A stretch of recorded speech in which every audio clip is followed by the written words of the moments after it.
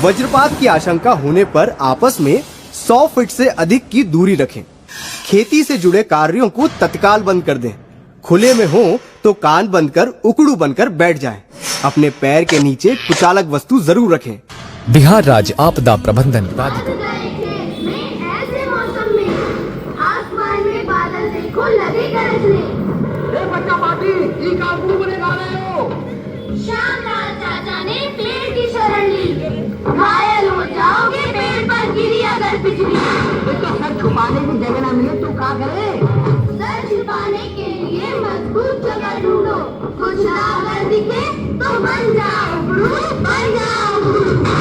जब भी बादल की गरज सुनाई दे और आसपास कोई मजबूत छत वाली जगह न दिखाई दे तो तुरंत कान पर हाथ रखकर और एड़ियों को जोड़कर बैठ जाएं और ध्यान रखें एड़ियां जुड़ी हुई हों। बिजली का खतरा ऊंचे पेड़, बिजली के खंभों, तारों और पानी में ज्यादा होता है, इसलिए इन सब से दूर रहें। तैयारी में ही समझदारी। राष्ट्रीय आपदा प्रबंधन प्राधिकरण द्वारा जनहित में जारी। आदर्श मध्य विद्यालय तुलसिया गलवान जिला किशनगंज से सुरक्षित शनिवार का आज का विषय। आज मैं आप सभी के सामने वज्रपात से बचाव विषय पर अपने विचार प्रस्तुत करने जा रहा हूँ। वर्षा के मौसम में वज्रपात एक गंभीर प्राकृतिक आपदा है जो हर एक वर्ष अनेक लोगों की जान ले लेती है। लेकिन अच्छी बात यह है कि थोड़ी सी सावधानी और सही जानकारी से इस खतरे से बच सकते हैं, स्वयं और दूसरे को सुरक्षित रख सकते हैं। यदि आकाश में बिजली चमक रही हो और गरज की आवाज सुनाई दे तो इसे खतरे का संकेत समझे और तुरंत किसी पक्के भवन या बंद वाहन में चले जाए। खुले मैदान, खेत, नदी, तालाब, पेड़ के नीचे या ऊंचे स्थान पर बिल्कुल ना रुके। यदि आप खुले स्थान में फंस जाए और कहीं आश्रय ना मिले तो दोनों पैर मिलाकर नीचे झुक जाए। अपने हाथ घुटनों पर रखे और सिर नीचे कर ले, लेकिन जमीन पर बिल्कुल ना लेटे। याद रखे यदि बिजली चमकने और गरज सुनाई देने के बीच का समय 30 सेकेंड या उससे कम हो तो तुरंत सुरक्षित स्थान पर पहुंच जाए और अंतिम गरज सुनाई देने के कम से कम 30 मिनट बाद ही बाहर निकले। धन्यवाद।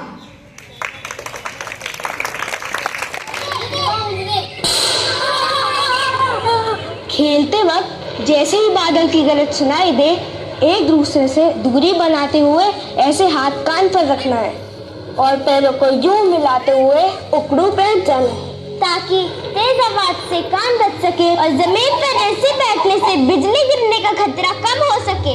ए बाबूजी, ये बच्चे हमारी नकल काहे कर रहे हैं? ये नकल नहीं है, बिजली जब बहुत करीब होती है तो ये उससे बचने का तरीका है। अब तुम सर मत खाओ, दरबे की तरफ भागो। जब भी बादल की गरज सुनाई दे और आसपास कोई मजबूत छत वाली जगह न दिखाई दे तो तुरंत कान पर हाथ रखकर और एड़ियों को जोड़कर बैठ जाएं और ध्यान रखें एड़ियां जुड़ी हुई हों।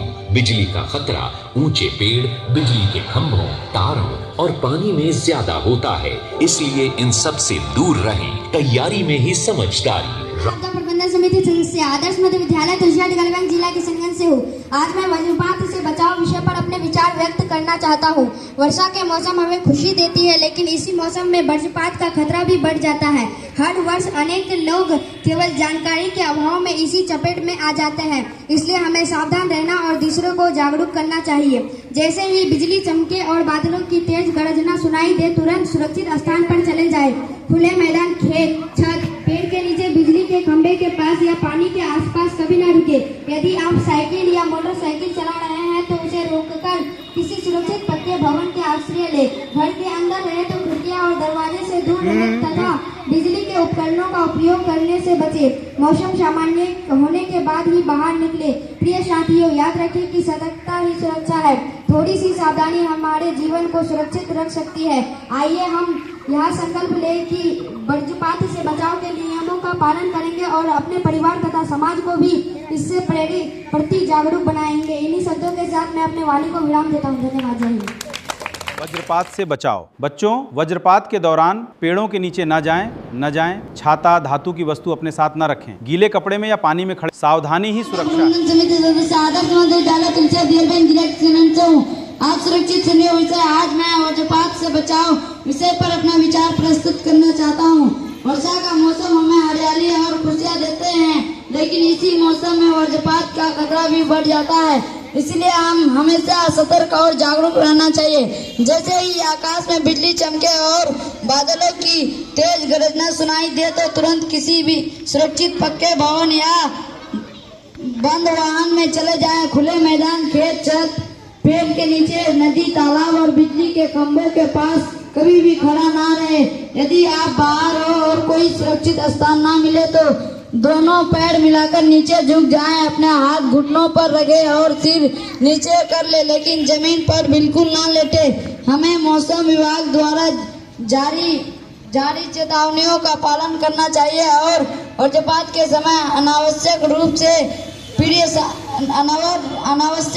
घर से बाहर नहीं निकलना चाहिए। थोड़ी सी सावधानी हमारे जीवन की रक्षा कर सकती है। प्रिय साथियों, आइए हम सब ये संकल्प ले कि वज्रपात से बचाव के नियमों का पालन करेंगे, अपने परिवार और समाज को भी जागरूक करना और हमेशा सुरक्षित रहने का संदेश फैलाएंगे। इन्हीं शब्दों के साथ मैं अपना वाणी को विराम देता हूँ। धन्यवाद। जय हिंद। जैसा कि आप सबको पता है कि आज शनिवार है और प्रत्येक शनिवार को हम लोग मुख्यमंत्री विद्यालय सुरक्षा कार्यक्रम के तहत सुरक्षित शनिवार का कार्यक्रम करते हैं। तो आज सुरक्षित शनिवार का विषय है वज्रपात या ठनका से बचाव। वज्रपात समझते हैं ना, हम लोग क्या कहते हैं देहात में? ठनका कहते हैं या आकाशीय बिजली भी बोला जाता है। और क्या बोलते हो? चड़क, समझ रहे हैं ना? तो जब बादलों और धरती के बीच या बादलों के भीतर विद्युत आवेशों का टकराव होता है तो तेज चमक और गरज के साथ बिजली गिरती है, जिसे वज्रपात या आकाशीय बिजली कहते हैं। वज्रपात के दौरान हमें क्या नहीं करना चाहिए, क्या नहीं करें जब वज्रपात हो? तो ध्यान रखना है, वज्रपात के समय जब मेघ गरजता है तो उस समय पेड़ के नजदीक नहीं जाना है। खुले मैदान, तालाब, नदी, पहाड़ की चोटी पर नहीं जाना है, वहां जाने से बचना है। छाता, धातु की वस्तु को हाथ में नहीं रखना है वज्रपात के समय में। कोई भी वाहन में चल रहे हैं अगर, तो उस समय वाहन नहीं चलाना है। पानी के नजदीक नहीं जाना है। भीगा हुआ कपड़ा पहन करके उस समय नहीं रहना है। तो वज्रपात के समय ये सभी नहीं करना है।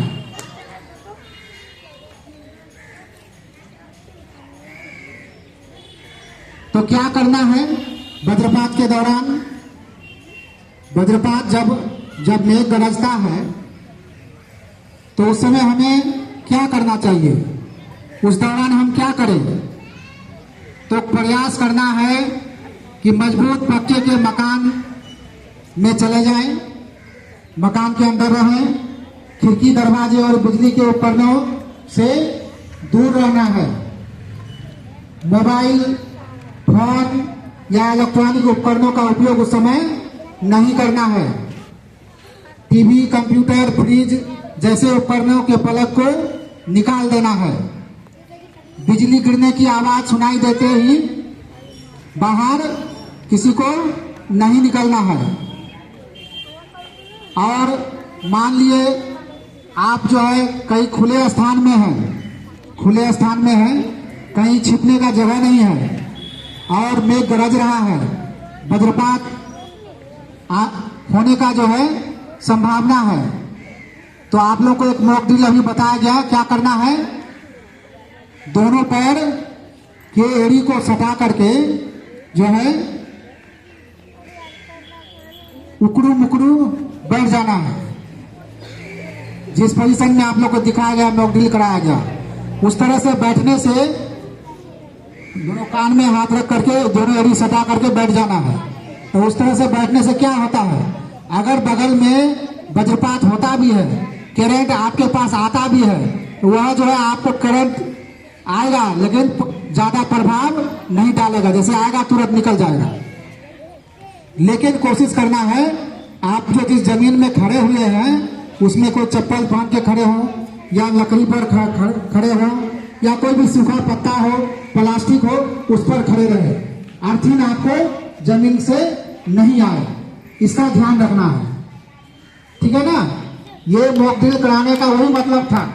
मान लो अचानक जो है मेघ गरजने लगा, वज्रपात आने का संभावना है, तो उस पोजीशन में आप वही खुले मैदान में बैठ जाएंगे, ठीक है ना। चलिए धन्यवाद। तो वज्रपात के समय जब कभी भी हम खुले में हों और नजदीक कोई भी आश्रय नहीं दिख रहा हो, तब हम पैर के दोनों एड़ियों को जोड़कर उकरू मुकरू बैठकर अपने जीवन की रक्षा कर सकते हैं।